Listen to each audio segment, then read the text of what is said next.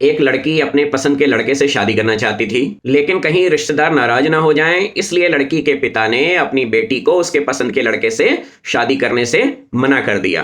लड़की संस्कारी थी, वो पिता से बोली कि पिताजी आप परेशान ना हो, मैं कभी भी कोई ऐसा काम नहीं करूंगी जिससे हमारे रिश्तेदार दुखी होएं। इसलिए पिताजी आप जिस लड़के से कहेंगे मैं उससे शादी करने के लिए तैयार हूं। तो लड़की ने अपने पिता को उनके पसंद के और रिश्तेदारों के पसंद के लड़के से शादी करने की स्वीकृति दे दी। शादी का खूब सुंदर मंडप सजा था, सारे रिश्तेदार जमा थे, दूल्हा मंडप पर विराजमान था। दुल्हन की बहनें और दुल्हन की सहेलियां दुल्हन को मंडप पर लाने के लिए उसके कमरे की तरफ गई, लेकिन दुल्हन कमरे के अंदर नहीं थी। मेज पर एक चिट्ठी पड़ी हुई थी जिसमें लिखा था कि पिताजी आप चाहते थे कि सारे रिश्तेदार खुश हो जाएं, इसलिए आपकी इच्छा की पूर्ति के लिए मैं भागकर अपने पसंद के लड़के से शादी करने के लिए जा रही हूं। जी हां, लड़की सही कह रही थी। बाहरी तौर पर अधिकांश रिश्तेदार लड़की के माँ बाप के दुख में शरीक हो रहे थे, पर मन ही मन उनके लड्डू फूट रहे थे। विवाह स्थल पर रिश्तेदारों के अलग अलग गुट बन गए थे और हर गुट में इसी बात की चर्चा हो रही थी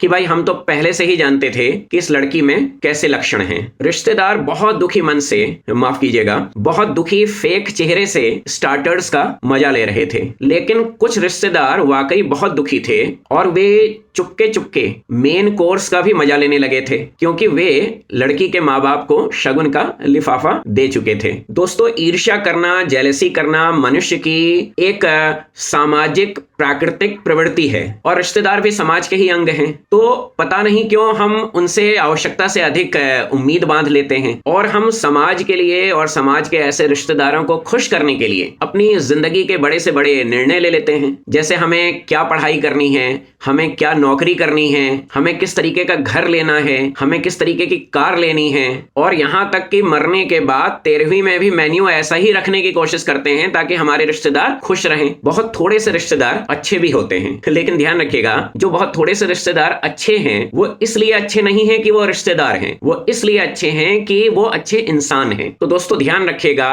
कि अपने मन में ये गलतफहमी ना पालें कि कोई रिश्तेदार है इस वजह से वो आपका भला करने जा रहा है। तो दोस्तों, जिंदगी में जो भी आपका करने का मन करे, अगर वो काम सही है तो आप उसको करते रहिए। जो काम आपको अच्छा लगता है अवश्य करिए, भले ही वो रिश्तेदारों की नजर में एक गलत काम है या ऊटपटांग काम है। और अगर आपकी जिंदगी में रिश्तेदार जरूरत से ज्यादा अपनी टांग अड़ाने लगे तो झूठ मूठ उनको बता दीजिए कि आजकल आप बहुत परेशानी में हैं, आप लाखों के कर्ज में डूबे हुए हैं, आपको बहुत सारे पैसों की आवश्यकता है, आपको बहुत सारी मदद की आवश्यकता है। और यकीन मानिए, ऐसा बोलने पर रिश्तेदार, बहुत सारे रिश्तेदार आपकी जिंदगी से बहुत दूर चले जाएंगे और आप बहुत सुकून से अपनी जिंदगी जिएंगे। धन्यवाद दोस्तों, नमस्कार।